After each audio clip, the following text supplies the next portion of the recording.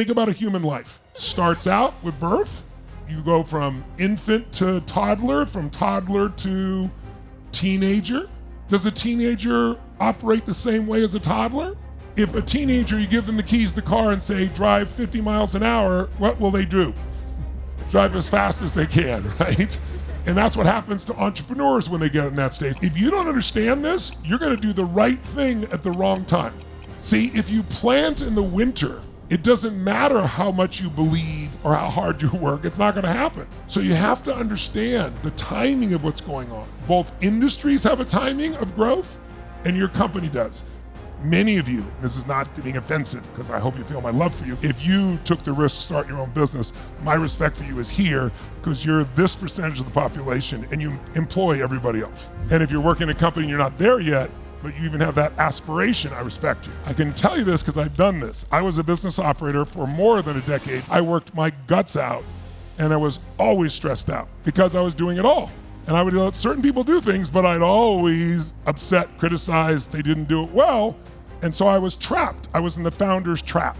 In that trap, you can't grow because there's no leverage. The only way out of it is to start developing some people. Success in business, in life, is the result of one thing: good judgment. You make good decisions, you're gonna crush it. Now the problem is, are you always gonna make good decisions? Are the people you hire who are maybe not yet as skilled or talented in this area as you, are they gonna make bad decisions? Yes, and most of your good decisions came because good decisions are the result of experience. Experience is often the result of bad decisions. So you have to have them be able to fail and still support, or you'll never have a business.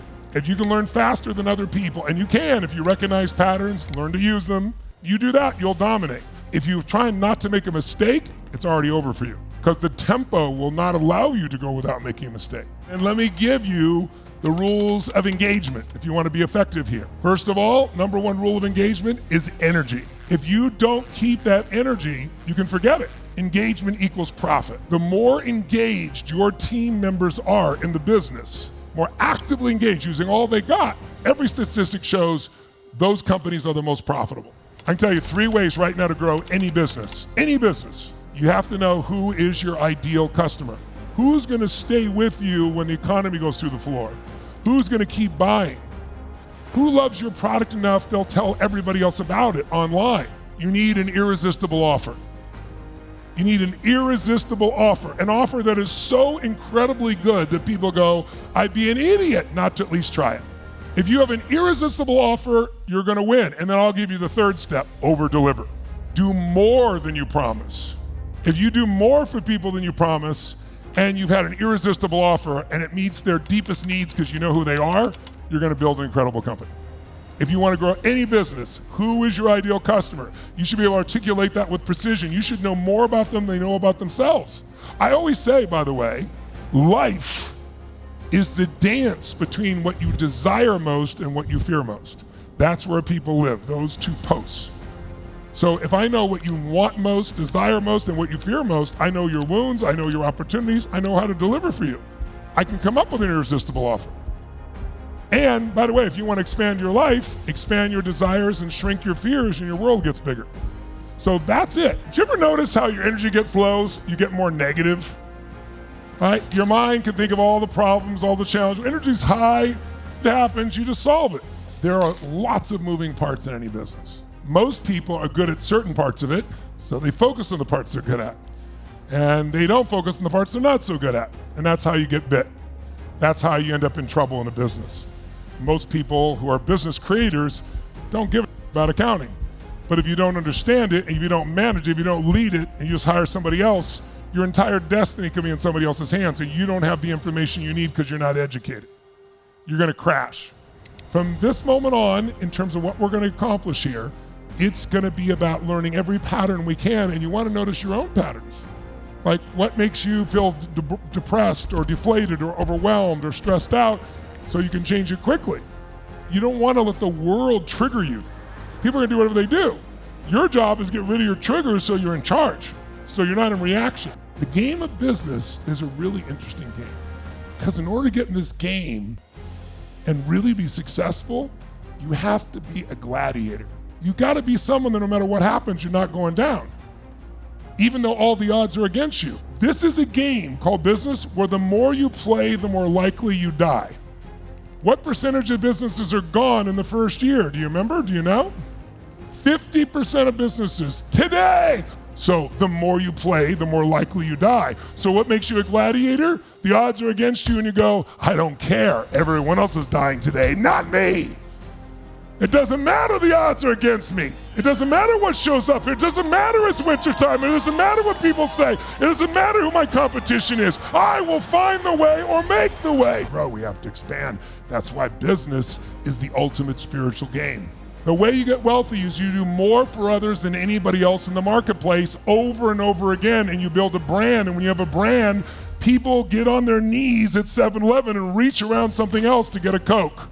When you're the brand, you dominate completely. But to get there, you got to face all those pieces and you got to add value. So what does every religion on earth teach? Some version of treat thy neighbor, love thy neighbor. But if we fall in love with our clients, not our product or service, because your product and service has a short lifespan today. So you have to find the barrier. The ultimate barrier is building clients that are raving fans. Clients. When Apple almost went under, I can remember at my companies, everybody wanted to change to IBM, to Microsoft, and I was like, okay, we have to because Apple software can't do anything anymore, but my team, which is my creative team, is keeping Apple. And people like us is what kept Apple alive because we were raving fans. They'd been so good for so long, we stayed with them, and then they turned around and then became the dominant force in the world.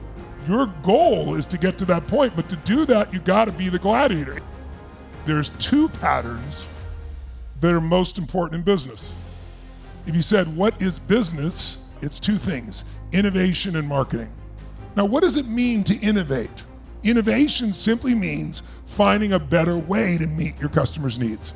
That better way might be faster, quicker, easier, it might be cheaper, it might be more expensive because it meets one of their needs to own something quality.